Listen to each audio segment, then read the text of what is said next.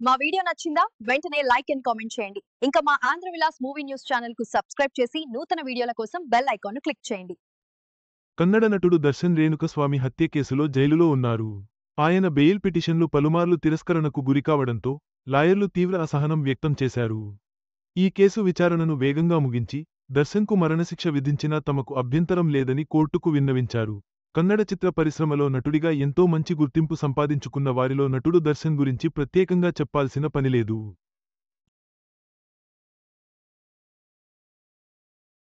ఎన్నో అద్భుతమైన సినిమాలలో నటిస్తూ నటుడిగా మంచి పేరు ప్రఖ్యాతలు సొంతం చేసుకున్న ఈయన ప్రస్తుతం జైలులో ఉన్న సంగతి తెలిసిందే.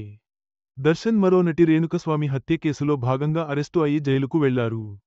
ఇలా గత కొంతకాలంగా జైలు జీవితం గడుపుతున్న ఈయనకు బెయిల్ వచ్చినట్టే వచ్చి తిరిగి ఆ బెయిల్ రద్దు కావడంతో ఇంకా జైలులోనే ఉన్నారు. అయితే దర్శన్కు బెయిల్ కోసం ఆయన తరపు న్యాయవాదులు కోర్టులో పోరాటం చేస్తున్న నిరాశ ఎదురవుతుంది.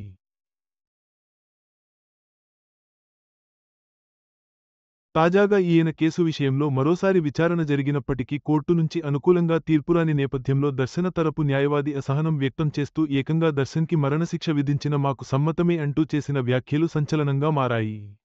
నేడు ఈ కేసు విచారణలో భాగంగా దర్శన తరపు న్యాయవాదులు ఈ హత్య కేసులో త్వరగా విచారణ జరిపి దర్శన్కు మరణశిక్ష విధించిన మాకు సమ్మతమే. కానీ ఈ కేసును పొడిగించవద్దని తెలిపారు. దర్శన్కు జైలులో కనీస సౌకర్యాలు కూడా లేవని మరోసారి ఈయన తరపు న్యాయవాదులు గుర్తు చేశారు. ఇప్పటికే జైలులో ఈయనకు ఇవ్వాల్సిన సౌకర్యాలు గురించి కోర్టుకు ఎన్నోసార్లు పిటిషన్లు అందజేశాము. అదేవిధంగా సుమారు 20 సార్లు బెయిల్ పిటిషన్ అందజేసినప్పటికీ కోర్టు వాటిని తిరస్కరిస్తూ వస్తుందని లాయర్లు వాదన వినిపించారు. జైలులో దర్శన్ను చాలా ఇబ్బందులకు గురిచేస్తున్నారని గతంలో లాయర్లు కోర్టుకు వెల్లడించిన సంగతి తెలిసిందే. కనీసం ఆయనకు దిండు దుప్పటి కూడా ఇవ్వలేదని, ఇతరులు వాడినవి ఇవ్వటం వల్ల ఆయనకు అనారోగ్య సమస్యలు వచ్చాయని కూడా లాయర్లు తెలిపారు. బెయిల్ రద్దు చేసిన కోర్టు ఈ విధంగా దర్శన్కు జైలులో కనీస సౌకర్యాలు కూడా కల్పించకుండా ఆయనను ఇబ్బందులకు గురిచేస్తున్న నేపథ్యంలోనే ఈ కేసును మరింత పొడిగించకుండా ఆయనకు మరణశిక్ష విధించిన మాకు ఎలాంటి అభ్యంతరం లేదని చెప్పడంతో కోర్టు వాదనలను విన్న అనంతరం తీర్పును రిజర్వ్ చేసి అక్టోబర్ 29వ తేదీకి విచారణను వాయిదా వేసింది. మరి అక్టోబర్ 29వ తేదీ విచారణలో భాగంగా దర్శనకు అనుకూలంగా తీర్పు వస్తుందా లేదా అనేది తెలియాల్సి ఉంది. రేణుకస్వామి హత్య కేసులో భాగంగా దర్శన్తో పాటు పవిత్ర గౌడ్ ఇంకా 19 మందిని పోలీసులు అరెస్టు చేసిన సంగతి తెలిసిందే. గత ఏడాది దర్శన్ అరెస్ట్ అయి జైలుకు వెళ్లారు.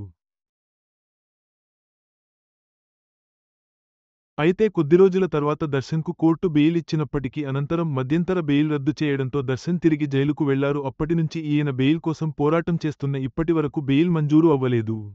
దర్శన్ లాయర్ల వ్యాఖ్యలు సంచలనం సృష్టించాయి. జైల్లో సౌకర్యాలు లేక ఆయన బాధపడుతున్నారని, అందుకే కేసును త్వరగా ముగించాలన్న వారి వాదన చర్చనీయాంశంగా మారింది. అక్టోబర్ 29న జరిగే తదుపరి విచారణపై ఉత్కంఠ నెలకొంది.